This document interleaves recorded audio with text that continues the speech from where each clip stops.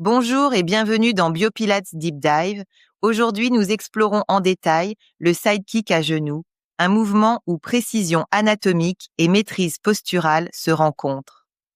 Écoute mon corps parler et laisse-moi dérouler d'une voix posée tout ce qui se joue lorsque j'exécute un coup de pied latéral sur un genou. J'adopte la position de départ avec précision. Le tronc fait face au côté et s'incline légèrement sans se tordre. Le bassin et la colonne restent au neutre. Le poids s'installe sur une main placée directement sous l'épaule, le bras en extension ferme mais non verrouillé, tandis que le genou d'appui se trouve juste sous la hanche. La jambe libre s'étire à la hauteur de la hanche, parfaitement parallèle au sol, la cheville en flexion dorsale. Ma main supérieure se pose derrière la tête, le coude s'oriente vers le plafond pour ouvrir la cage thoracique et rappeler à mes omoplates qu'elles doivent rester basses et toniques. Ainsi préparée, je peux inspirer 2 temps pour amener la jambe vers l'avant par une flexion de hanche sans perdre la stabilité du tronc, puis allonger encore et enfin expirer pour revenir en extension de hanche vers l'arrière, glisser vers une flexion plantaire douce et si le geste l'exige, allonger subtilement les orteils. J'enchaîne 8 à 10 répétitions par côté sans hâte, en cherchant la qualité avant la quantité. Dans ce cadre volontairement contrôlé, la plaque motrice est mon premier théâtre. Elle est la jonction neuromusculaire où le neurone moteur, par sa terminaison axonale, confie l'ordre à la fibre musculaire. Sur sa membrane présynaptique, l'influx nerveux déclenche la libération d'acétylcholine dans la fente synaptique. Sur la membrane postsynaptique, les récepteurs s'ouvrent, une dépolarisation démarre et la fibre contractile s'allume. Si cette mécanique est fine, c'est parce que la précision du geste l'est tout autant. Chaque phase du mouvement exige un recrutement propre, un calibrage de la fréquence des potentiels d'action et une répartition du travail entre fibres lentes de tenue et fibres rapides d'explosivité. La plaque motrice n'est donc pas un simple interrupteur. Elle module, dose, synchronise. C'est elle qui me permet d'élever la jambe sans déranger le bassin, d'étirer la pointe sans écraser la cheville, de propulser en extension sans perdre la ligne de mon rachis. Je convoque alors les muscles phares du devant de la jambe et du dessus du pied, car ils guident la cheville et les orteils comme des chefs d'orchestre. Le long extenseur des orteils prend naissance sur le condyle latéral du tibia, sur la partie antérieure et proximale de la fibula, ainsi que sur la membrane interosseuse. Ces tendons, en se divisant vers les 2e, 3e, 4e et 5e orteils, gagnent les expansions dorsales pour se terminer aux phalanges moyennes et distales. Il étend les orteils, participe à la dorsiflexion de la cheville et contribue légèrement à l'éversion du pied. Le court extenseur des orteils, quant à lui, naît de la face supérolatérale du calcanéus et se dirige vers les tendons du long extenseur des orteils des rayons latéraux, afin de renforcer l'extension métatarso-phalangienne et interphalangienne proximale des 2e, 3e et 4e orteils. Le long extenseur de l'hallux trouve son origine sur la face antérieure de la fibula, au tiers moyen, et sur la membrane interosseuse. Il se termine à la base de la phalange distale du gros orteil.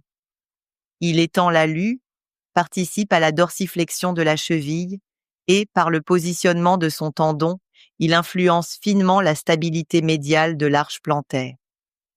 Tous 3 reçoivent leur commande par le nerf fibulaire profond, branche terminale du nerf fibulaire commun, rappel permanent que l'organisation neuromusculaire est solidaire et qu'une faiblesse de commande peut se lire immédiatement dans la pointe du pied. Quand je hisse la jambe vers l'avant à l'inspiration, je sens le long extenseur des orteils et le long extenseur de l'hallux accompagner la dorsiflexion de cheville pour garder la lame du pied bien positionnée. Ils tiennent l'alignement des rayons, empêchent les orteils de s'enrouler et répartissent les tensions sur le coup-de-pied. Le court extenseur des orteils stabilise la colonne des métatarsiens en haut de trajectoire, approche souvent négligée, mais capitale pour éviter que la cheville ne compense par un mouvement parasite. Lorsque j'expire et que la jambe part en extension de hanche, Je laisse la cheville glisser vers une flexion plantaire contrôlée. Je n'abandonne jamais le tonus des extenseurs, car même en flexion plantaire, ils guident, freinent, stabilisent. Ils évitent que la pointe se casse, que l'axe du pied se torde, que le genou d'appui reçoive une torsion indésirable. Tout ce raffinement distal n'aurait aucune valeur sans l'architecture proximale. Les transverses de l'abdomen serrent la ceinture lombo-pelvienne comme un corset actif et respirant. Ils compressent sans bloquer, ils fixent sans rigidifier. Les obliques, internes et externes, s'opposent aux rotations intempestives du tronc et, avec les érecteurs spinaux, maintiennent la colonne au neutre. Les multifides, profonds, cisaillent les micro-rotations segmentaires et rendent au bassin sa neutralité dans les trois plans. Sur la hanche d'appui, les abducteurs, notamment le moyen fessier et le petit fessier, tiennent la plateforme et empêchent la chute pelvienne. Les rotateurs latéraux, en isométrie, alignent le fémur sous la hanche et protègent le genou.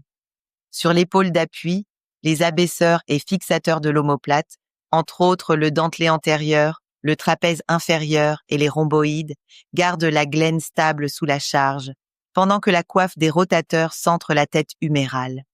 Si l'épaule s'affaisse, toute la chaîne chute et l'élégance du geste disparaît.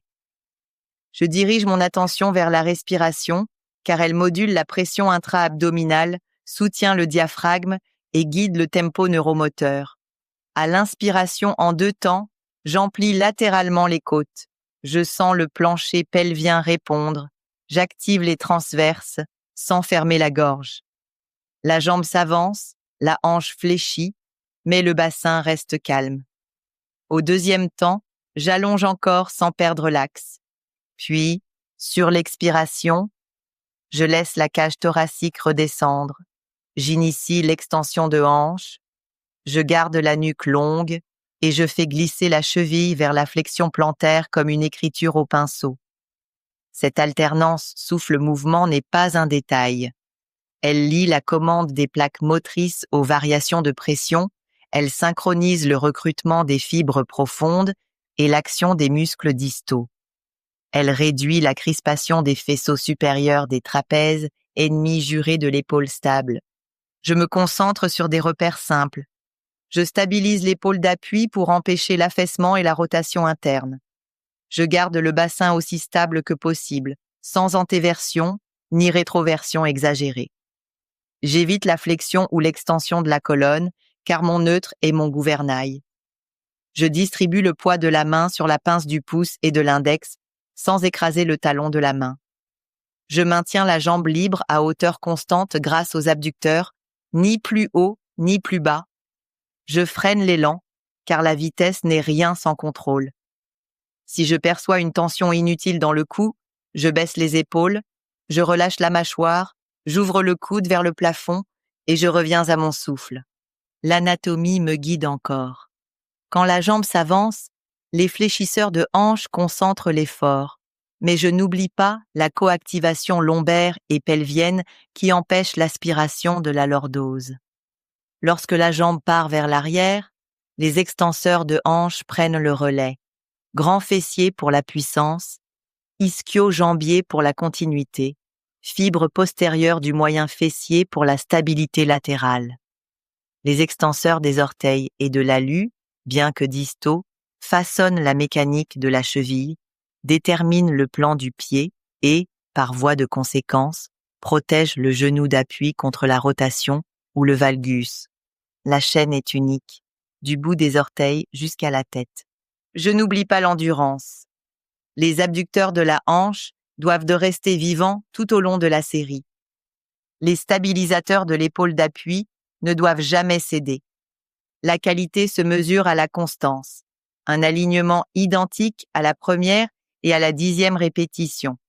Si la fatigue s'installe, je diminue l'amplitude avant de sacrifier la technique. Mieux vaut un petit arc impeccable qu'un grand geste disloqué. Je m'accorde des règles d'or. Je place avant de bouger. Je respire avant de pousser. Je ralentis avant d'accélérer. Je sens la plante du pied libre comme un gouvernail.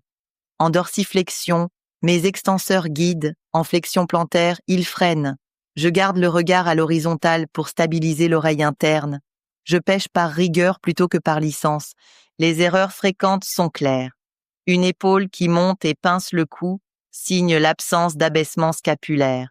Un bassin qui se balance trahit des abducteurs insuffisamment engagés. Une colonne qui s'arrondit ou se cambre montre un défaut de contrôle des transverses et des érecteurs. Une cheville qui part en inversion brutale indique un défaut de guidage par les extenseurs. Je corrige en revenant à la base, souffle, neutre, ligne, tempo. La progression se bâtit patiemment. Je commence sur un tapis ferme, puis j'introduis une surface légèrement instable pour réveiller davantage les fixateurs. Je joue sur les tempos, 2 temps d'inspiration, 3 temps d'expiration, puis l'inverse, afin d'augmenter la maîtrise des transitions. J'ajoute une courte pause isométrique en fin d'amplitude, jambe en avant, puis jambe en arrière pour forcer la plaque motrice à stabiliser sans saccade. Je maintiens le nombre de répétitions modérées et je multiplie les séries si je veux travailler l'endurance en veillant à préserver la forme. Je sais aussi que ce mouvement a des retombées au-delà du geste lui-même. Il enseigne la discipline de l'axe, la créativité des appuis, la discrétion des extrémités. Il renforce les liens entre perception plantaire et stabilité proximale. Il affine la relation entre respiration et production de force. Il prépare autant l'athlète que le patient en rééducation à maîtriser la hanche en chaîne ouverte, la ceinture scapulaire sous charge, la cheville en double registre, dorsiflexion et flexion plantaire. Il ouvre la voie à des coups plus amples, plus rapides, mais toujours gouvernés par la même trame. Intention claire, commande fine, transmission fidèle. Lorsque je referme la séquence, je reviens à ma main d'appui, je sens l'omoplate glisser vers la poche arrière, je laisse le diaphragme remonter et j'allège ma nuque. Je remercie mes extenseurs d'orteils et mon long extenseur de l'hallux d'avoir tenu la ligne du pied. Je remercie mes transverses d'avoir gardé le cap. Je remercie mes abducteurs d'avoir suspendu la jambe comme un fil tendu. Je remercie la plaque motrice d'avoir orchestré sans bruit la conversation entre nerfs et fibres. Et je sais que si demain je recommence, rien ne sera laissé au hasard. Même repère, mêmes exigences, même patience. Car la vraie force du coup de pied latéral sur genou n'est pas la violence d'une frappe, mais la paix d'un corps qui sait exactement comment se placer, se propulser et se retrouver à chaque répétition dans la justesse du geste. Merci d'avoir plongé avec moi dans l'anatomie et la biomécanique de ce mouvement, que chaque répétition soit désormais un geste conscient, fluide et puissant. À bientôt dans un prochain épisode de BioPilates Deep Dive.